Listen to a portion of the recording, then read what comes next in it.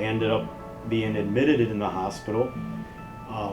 I still wasn't getting any better. At one point I could barely breathe, so they started to investigate and they realized that both of my lungs had collapsed. So they were trying to find either a respirator or the echo machine to try to save my life. There wasn't anything available. Through social media, my wife was reaching out through her sister, other people to try to see what they can do. Through the grace of God, this lady Tammy, she was able to find me a spot here at Holy Cross. We had received word that we were getting a potential candidate for ECMO being transferred from Physicians Regional Hospital in Naples. The patient was a 42-year-old gentleman with no real history, COVID-19 positive, was exposed at work, and they were having a hard time ventilating him.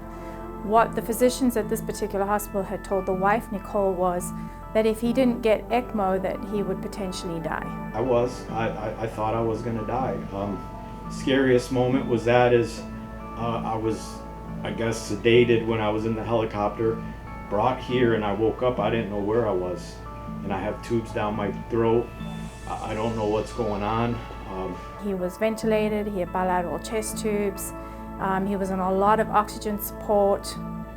It sounded like he was pretty stable, however, very critically ill. And after really optimizing his ventilator settings, adequately sedating him, paralyzing him, and then proning him over the weekend, we were actually able to recuperate lung volumes, and he improved by the following week. So they repaired my lungs. Took a lot of physical therapy. At first I was not mobile at all. I couldn't even get out of bed. You know, to use the bathroom, they had to help me or put a pamper on me. I did his evaluation. He was extremely debilitated, couldn't lift his arms against gravity, couldn't feed himself, couldn't walk, couldn't sit up. Extremely, extremely debilitated from being paralyzed for as long as he was. He was motivated but so fearful, and then all of a sudden he's sitting at the edge of the bed, holding on. I said, "Are you ready?" And he goes, "Can we do it?" Oh, it makes me cry. And I said, "Yes, you can do it." And sure enough, he stood for 3 seconds and sat back down. And then he goes, "Let's do it again." I met Ernesto on the intensive rehab unit a couple days after he was admitted here. He was very debilitated. He was able to sit up. He had a little bit of ability to stand. We had to work a lot on his balance, his functional balance. Obviously, he's a very young man. So his endurance was one of the biggest things. He was only able to walk a couple of feet. By the time he left here, he was walking to and from the gym without any assistive devices. It's a very inspiring story. He's very motivated. So I saw him for the clinical bedside swallow evaluation. I walked in, I told him about the purpose of me being there. He was completely aphonic, meaning no voicing was coming out.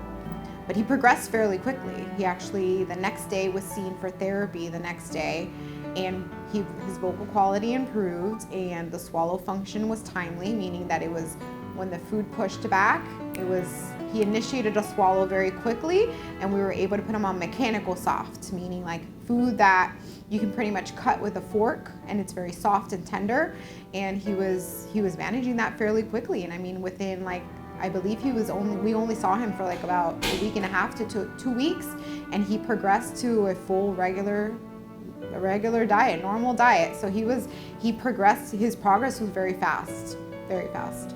Everybody helping me, and like I said, physical therapy, prayers, that I'm mobile now. I can do everything self-sufficient. Yes, my energy level is still low, and I do have to work on that to get to where I was. But as far as to where I was in the beginning to where I am now, 100% recovery. It was a successful case for us. Nicole and Ernesto were extremely grateful and appreciated everything that the ICU team was able to do for them. It's amazing. You see this person who's a miracle. It's like, it makes me very proud of Holy Cross. It makes me proud of the process. Just incredible team, all the nurses, the therapists that we worked with him. And I get it. It's been through the prayers and the grace of God that I have a second chance of life. And you know, I recommend everybody to get that shot because this is serious. You know, I was a healthy person building pools that, you know, I didn't think anything could happen to me. I'm 42 years old. I have 2 children. But again, through prayer, God gave me a second chance.